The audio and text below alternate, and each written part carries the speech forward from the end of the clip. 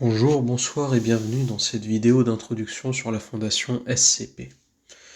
Ici, nous allons expliquer ce qu'est la fondation SCP, fonctionnement afin de plus tard, dans d'autres vidéos, faire un tour des nombreux SCP existants.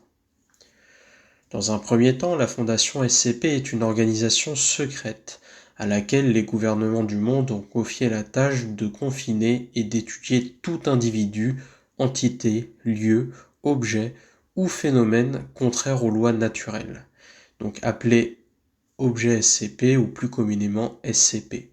SCP qui signifie Secure, Contained, Protect, donc en français sécuriser, contenir et protéger. Sans mesure de confinement, ces objets, lieux ou créatures pourraient causer des dommages à une échelle variable et mettraient en péril la notion de normalité nécessaire au bon fonctionnement de la société. L'existence des SCP est donc cachée au reste de l'humanité, principalement par le biais d'une censure quasi mondiale et la neutralisation des témoins.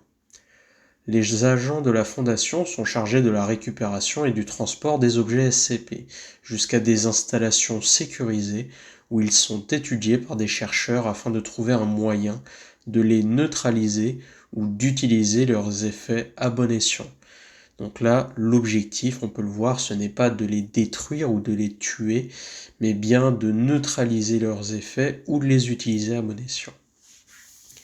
La Fondation utilise des membres du personnel sacrifiables, appelés classe D. Donc ce sont généralement des prisonniers condamnés à perpétuité ou autres indésirables de la société, pour réaliser des opérations de routine et les expériences au contact de SCP potentiellement dangereux. Chaque SCP donne lieu à un rapport où sont compilées ou annexées toutes les informations disponibles à son sujet, ainsi que la meilleure méthode connue pour le confiner. Chaque rapport SCP comporte généralement en préambule au reste de la fiche la classe d'objet attribuée au SCP décrit. Cette classe est un nom de code qui indique le degré de difficulté à confiner le SCP décrit. Originellement décliné en 3 catégories seulement, Sur, Euclide et Keter, qui constituent à ce jour la grande majorité des catégories employées, la liste s'est étendue de fait par l'usage de nouvelles catégories dans certains articles. Donc, classées par ordre croissant de complexité à confiner, les classes d'objets les plus courantes sont neutralisées, définitivement expliquées ou supprimées, Sûr, donc, qui peut être confiné aisément, ne présente pas de risque de rupture de confinement ni de danger en cas de rupture. Euclide nécessite des mesures de confinement strictes et contraignantes, présente un risque non nul de rupture de confinement et de danger en cas de rupture. Keter nécessite des mesures de confinement intensives et extrêmement contraignantes, présente un risque élevé de rupture de confinement et un danger extrême en cas de rupture. Apollyon, impossible à confiner ou sur le point de rompre irrémédiablement son confinement, présente un risque existentiel à la survie de l'humanité, voire de l'univers. Thaumiel, pas de mesure de confinement nécessaire, ne présente pas de risque de rupture de confinement ni de danger en cas de rupture et est utilisé par la Fondation pour confiner d'autres SCP.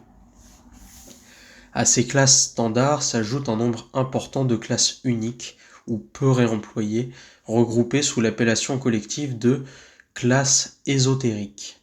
Une classe ésotérique peut accéder au statut de classe standard par consensus populaire, comme dans le cas des classes Thaumiel et Apollyon.